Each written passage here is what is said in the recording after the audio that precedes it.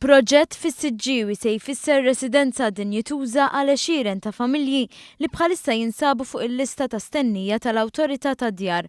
Huwa proġett li seta' kien ikbar, iżda meta kien iffinalizzat, il-Gvern ikkunsidra wkoll il-ħsibijiet tar-residenti tal-madwar.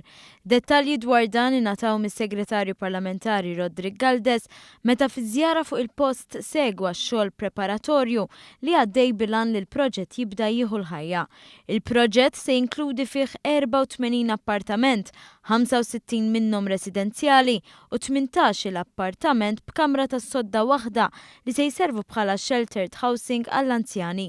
Permezz ta' dan il-proġett se jinħolqu 105 spazju ta' parkeġġ. Dan huma numri kbar minn dak li titlob il-liġi għal proġett ta' dan il-kobor. Il-komunità tas-Siġġiewi wkoll se tibbenefika minn dan il-proġett kif se jinbena ċentru għal ħarsien tat-tfal u biex iż-żona tinqeda aħjar f'dik li provvista tal-elettriku se tinbena wkoll substation ġdida.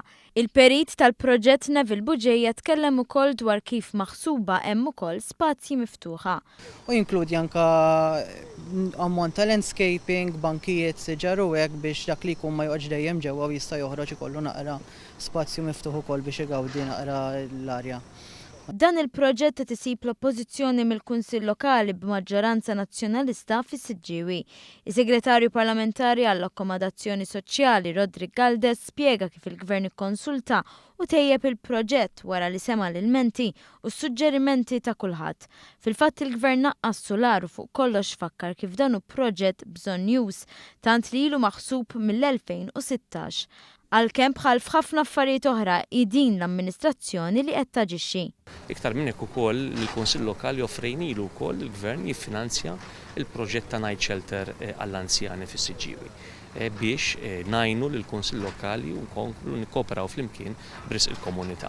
Però żgur li huwa fatt li l-pjanti nbidlu kontinwament anke mill-awtoritajiet tal-ippjanar biex nindirizzaw l-issues kollha li tqajmu matul iż-żmien. Bħalissa imma 3500 familja jistennew appartament tal-Gvern. Bis-Segretarju Parlamentari enfasizza l-viżjoni tal-Gvern li jkompli joħloq proġetti bħal dawn. Għandna l-proġett ta' 680 appartament li huma finanzjati mill-EIB.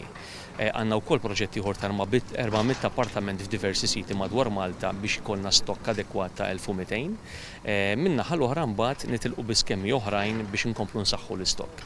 Infatti fil-ġranet li ġejjin se nkunu qed naħabbru aktar miżuri biex il-Gvern isaħħaħ l-istokk ħalli inaqqas il-waiting list li hemm marbuta mal-housing soċjali.